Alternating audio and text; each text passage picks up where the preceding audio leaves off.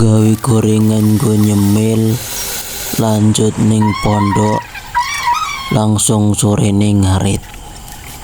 Halo bolo, selamat pagi kabeh yo. Dadi iki mung ceritane iso-iso aku ape gawe gorengan bolo. Lah nek gini ki mung ki wis bar masak, lanjut aku gawe gorengan. Eman-eman soal geni pawon ki mung cah murup, akhire tak tok kene tak nggo gawe gorengan. Lah iki mung sing masak isuk mung mae bolo. Dadi ki aku yo mung lanjutke gawe gorengan. Yo gorengan iki mung bakwan karo tempe ngene bolo. Lah iki mung wis singkat cerita wis tak goreng bolo. Dadi iki lebonan pertama iki. Nah iki mung sak wajan iki kenake tak isi papat. Ya wis akhire tak isi papat sik. Engko sithik-sithik ngene bolo. Soale iki mung minyake yo ngepasi gari sithik ngene bolo. Ya wis akhire sak dadine iki mung sak wajan iki mung tak isi papat-papat ngene bolo.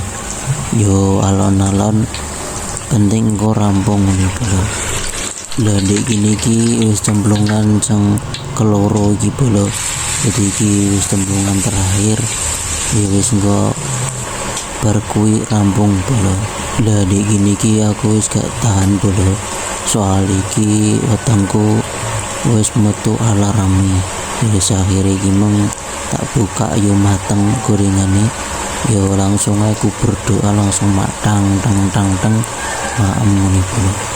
Lah iki mung cobaan pertama ki yo rada kurang matang sithik ngene bolo.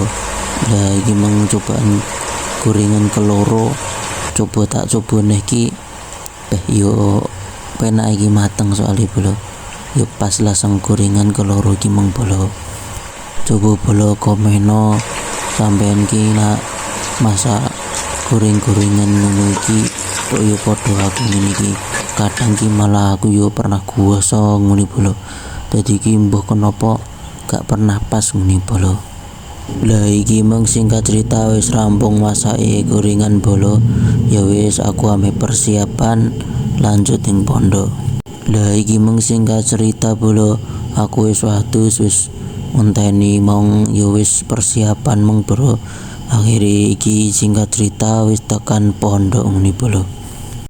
Lah iki mung critane iki ngeterke adik ponakanku ki wisuda ngene bolo. Wisuda ning pondok wis rampung. Yo akhire iki mung diterke bareng-bareng karo ponak-ponakanku ngene bolo. Lah singkat cerita ning kene mung ki wis ning jero aula ngene bolo. Wis mlebu. Lah ndek kene iki Pak iki malah brebes dinga bolo. Karo ki ponakanku sing pertama iki melu brebes. Alre iki terharu ngene bolo. Lah aku ki malah gak iso brebes bolo. Mbah kenapa ya bolo. Lah iki mung dadi lek nganggoke sorban iki bolo. Dadi ki mung karo ponakanku ki mung dienggoke sorban karo Mbah Yayine. Iki mung di jak foto bareng dingah ngene bolo. Lah yo ngene iki bolo suasanane mung yo terharu bolo. Lah singkat cerita iki mung langsung sorene ngarit ngene bolo. Mak emang yo wis ngarit ali mung ditawani kon nyuweti jagung tanggane ngene bolo. Lah nek gini iki karo Pak emang wis entuk akeh akhire wis langsung dumulih ngene bolo. Tunggu vlog selanjutnya bolo.